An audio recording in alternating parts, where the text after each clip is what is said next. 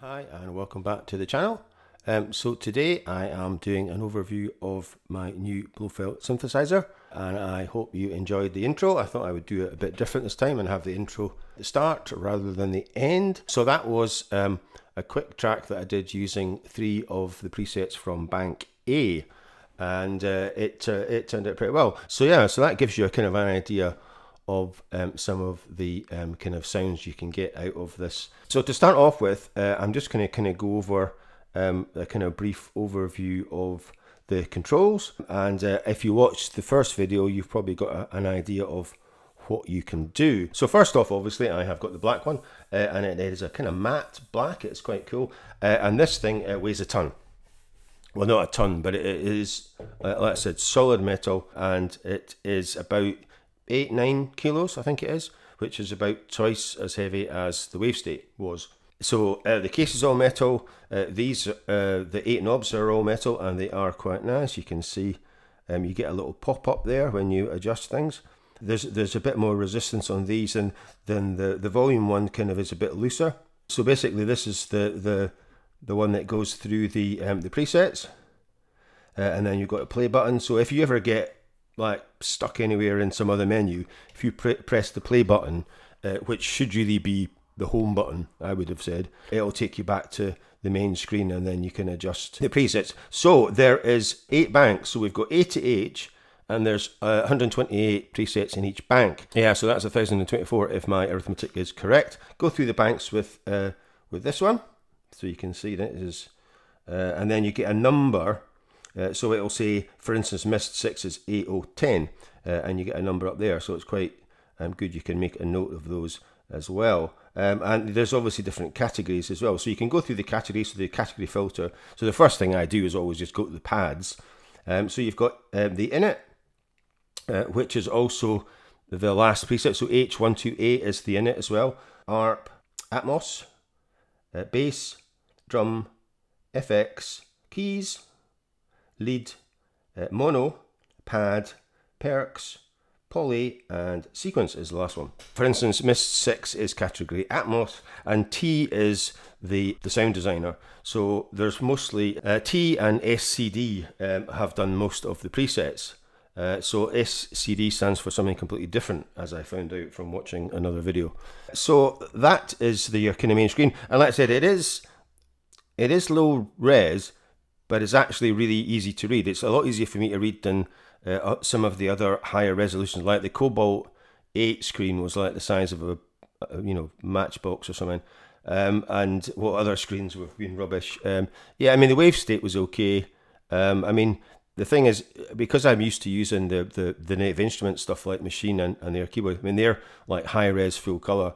So you kind of get a bit used to that. But I have to say, for a black and white screen, even though it is what's that, 2008, it is actually pretty good and easy to read. I don't really know why they couldn't just update it with like a higher res screen.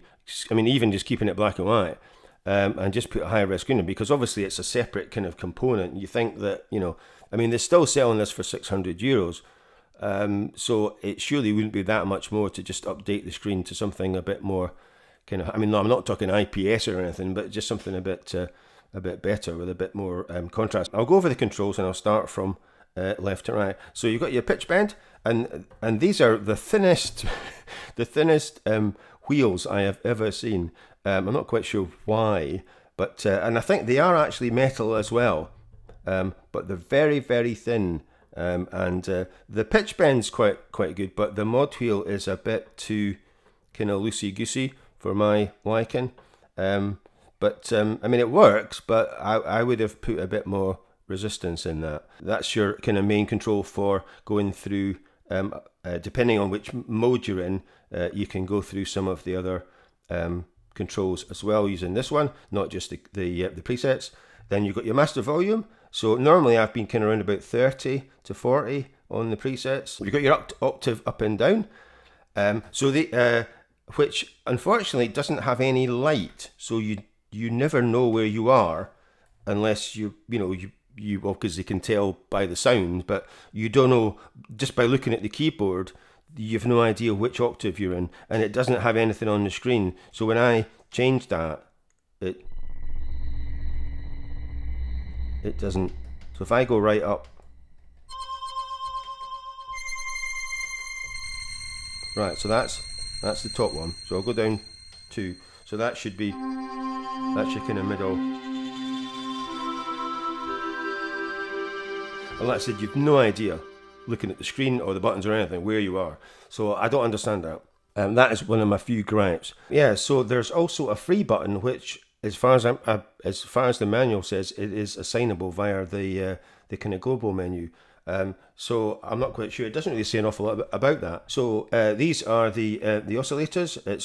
There's also a kind of shift. So underneath this button it says utility, global, and then sound multi, and then you've got your shift button here. So if you press that and utility, it'll take you into the utility menu, and then you just press play to get back out of it. These buttons are your oscillators, so you have 1, 2, and 3 oscillator, and these 4 knobs obviously relate to the vertical text. For instance, in oscillator, there's this shape, semitone, so you can see we can change the shape of the wavetables on this particular preset, and then you've got semitones, detune, plus and minus, and then overall level.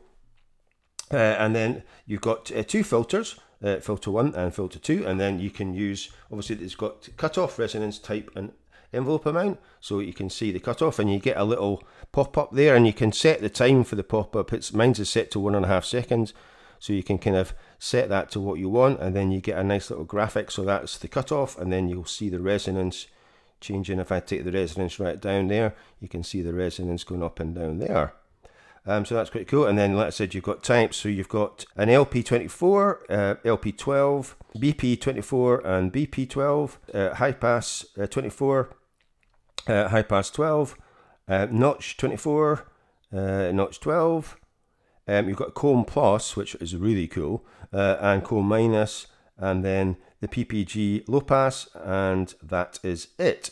So there's quite a lot of types there. And then, like I said, you've got your envelope amount there up to 63. If you change something on one of the presets like I've done here, you get a little E that comes up there, and if you want to reset that, you just have to go back and go out of it, and then it won't store that. There's no just reset button. You just move to a different preset and it'll cancel that. So that's it. That's your filters, and then you've got your modulation. So you've got your attack, decay, sustain, release. So you've got the filter envelope and the amp envelope, and then you've got LFO, and then you've got shape, speed. So and then you've got your matrix. So this is your matrix, and as you can see, you can go through the source and then the destination. So there are an absolute ton of sources, as you can see. There just goes on and on and on, and then the destinations on this side. And then last but not least, you've got the effects. So it starts off with the amplifier, so you get the volume and velocity, and then you get a little number up here. So it says 1/2, so it shows you the number of pages in each section. So the amplifier has 2 sections, so you've got your mod source and then your mod amount as well. And then if you carry on, it goes to effect 1. So I'll go through the effects. So you've got bypass, chorus, flanger, phaser, overdrive, and triple effects, and that is it. And then you've got the mix there. So it goes from 0 to 127, I'm assuming. Yeah, 0 to 127 on the mix. And like I said, you can see there's, well, you can't see, but I'm telling you, there's 4 pages in the effects section. So type, and then you've got overdrive, and then sample and hold, and then chorus, mix, and speed, and then the depth. Effect 2, you've got chorus, phaser, flanger, phaser, overdrive, delay, clock delay, and reverb, and then you've got the mix there. And then this has 5 pages, so you've got high pass, low pass, diffusion, size, shape, decay, damping. There's 6 pages for the ARP, so you've got the ARP here, and then you've got your clock here. So that's your clock speed, so you can go right up to 196 and right down to 64 bars. So that's quite a ridiculous kind of amount. And then you've got your mode, you go off, on, one shot and hold. And then the second page is you've got your tempo and your pattern. So there is a user pattern. There's 1, 2, 3, 4, 5, 6, 7, 8, 9, 10, 11, 15 patterns of the ARP, and then that's your tempo. You've got direction, so there's not much in the way of directions. You've only got up, down, alt up and alt down, that's it. And then you've got your octaves, so you can go up to 10 octaves. And then page 4 is the length. Like I said, up to 196 and back down to whatever it was. So you've got sort order as played, reversed, key low high, key high low, velocity low high or velocity high low, and then that is it. So there's another page. You've got the timing factor and velocity, and then you have got the pattern length and the pattern reset. So there's a huge amount of controls for the ARP, and that is pretty much the matrix, which I do like them when manufacturers put these on. So you've got your headphone jack, your stereo out, so your right left stereo out, your sustain pedal, your USB, your MIDI in out, and then the power. So you don't have to bother, when you're plugging things in. Like I said, I can just whack my headphones straight in there. I don't have to pick it up and fan them out trying to find out where it is. So I don't know why. I mean, some manufacturers do that, some don't, but I think it's really useful. So anyway, so that is the basic kind of idea, and it is very, very simple. Like I said, you can go in and change these, on the fly as you're playing. It is really quite cool. Some of the reviews I've read about this saying that the presets are absolutely rubbish. Now, I haven't gone through all 1024, but I have gone through pads, the atmospheres, and the ARPs.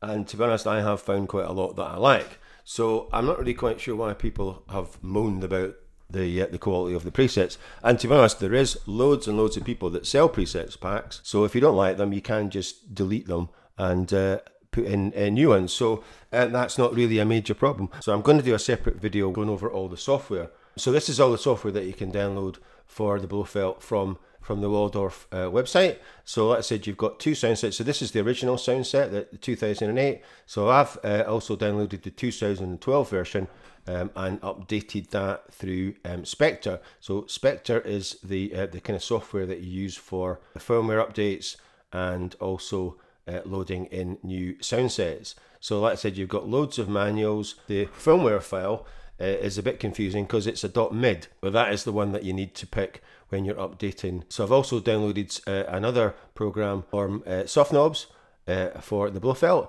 and that is for exporting the presets, and it's a kind of preset management one.